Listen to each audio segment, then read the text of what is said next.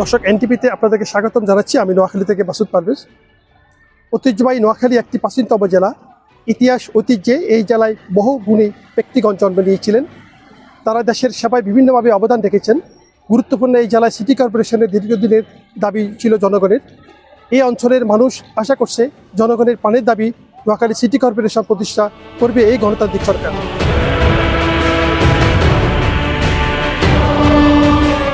150 বছরের পুরনো নোয়াখালী পৌরসভা এবং ব্যবসা বাণিজ্যে সমৃদ্ধ চৌমনি পৌরসভাকে একত্রিত করে নোয়াখালী সিটি কর্পোরেশন দাবিটি নোয়াখালীবাসীর দীর্ঘদিনের দাবি।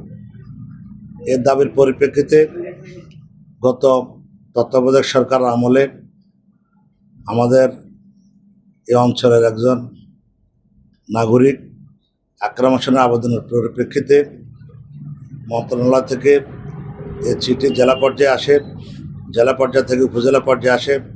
চিঠি চালাচালির পর্যায়ক্রমে নোয়াখালী সিটি কর্পোরেশন হওয়ার জন্য যুক্তিযুক্ত যতগুলি দাবি, আয়ের উৎস, জনসংখ্যা, ভৌগোলিক অবস্থান সব কিছু নির্ণয় করে প্রতিবেদন পাঠানো হয় জেলা প্রশাসনের পক্ষ থেকে স্থানীয় সরকার মন্ত্রণালয়। দীর্ঘদিন চালাচালির পরে একটা পর্যায়ে এই দাবিটি যখন মানুষ জেনেছে, এটা নিয়ে মানুষ সোচ্চার হয়েছে।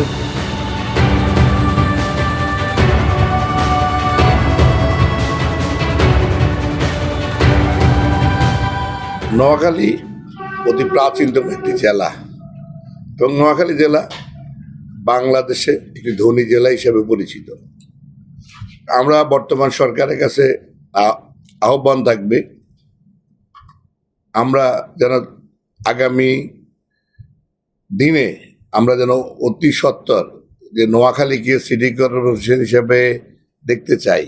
এর কারণ হচ্ছে নোয়াখালীতে বহু শিল্প কারখানা আছে, ব্যবসায়িক প্রতিষ্ঠান আছে।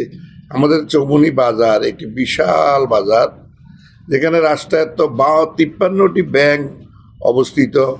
পাশাপাশি এখানকার কলেজ, ইউনিভার্সিটি, মেডিকেল কলেজ, বিজ্ঞান প্রযুক্তি বিশ্ববিদ্যালয় থেকে শুরু করে অবকাঠামো উন্নয়নে এবং যে বিস্তীর্ণ জায়গা দরকার, সেটা নোয়াখালীর এই বিস্তীর্ণ নোয়াখালীতে আছে।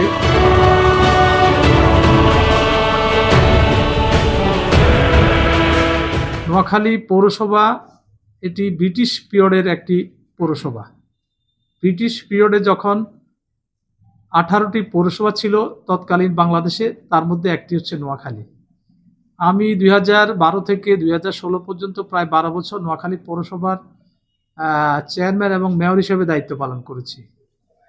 তখনও প্রস্তাব ছিল, স্থানীয় সরকার মন্ত্রণালয়ের প্রস্তাব ছিল নোয়াখালী পৌরসভাকে সিটি কর্পোরেশনে উন্নীত করা। নানা প্রতিকূলতার মধ্যে সেটা সম্পন্ন করা হয়নি। ইতিমধ্যে আপনারা জানেন সরকারের পরিবর্তন হয়েছে এবং তত্ত্বাবধায়ক সরকারের সময় আমাদের নোয়াখালী জেলা প্রশাসন স্থানীয় সরকার মন্ত্রণালয়ে সিটি কর্পোরেশনের একটা প্রস্তাব প্রেরণ করে, প্রাথমিক তথ্য যাচাই বাছাই করে, এবং সেটি এখন অপেক্ষায় আছে।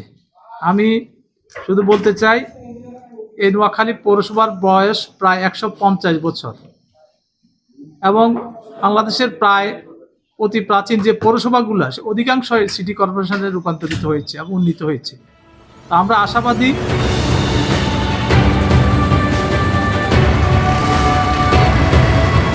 নোয়াখালী সিটি কর্পোরেশন প্রতিষ্ঠার বিষয়ে এখানে স্থানীয় মানুষের মাঝে অনেকটা আগ্রহ রয়েছে। এটি নিয়ে স্থানীয় জনগণের পক্ষ থেকে বিভিন্ন দপ্তরে তারা আবেদন করেছেন এবং সোশ্যাল মিডিয়াতেও এই দাবিগুলো বিভিন্ন সময় আমরা দেখতে পাই।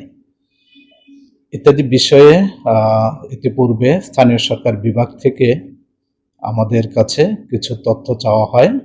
সিটি কর্পোরেশন প্রতিষ্ঠার যে মানদণ্ড রয়েছে সেই মানদণ্ডের আলোকে কিছু তথ্য উপাত্ত এবং এরিয়াল ম্যাপ প্রেরণের জন্য আমাদেরকে নির্দেশনা দেওয়া হয়।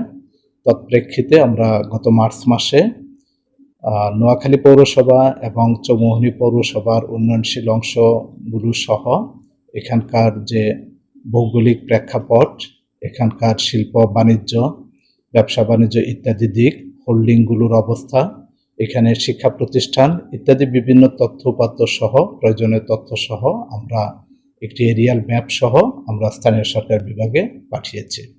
স্থানীয় সরকার বিভাগ বা সরকারের উচ্চ পর্যায়ে এ বিষয়ে পরবর্তী সিদ্ধান্ত বা নির্দেশনা পেলে আমরা সে বিষয়ে পরবর্তী কার্যক্রম করব।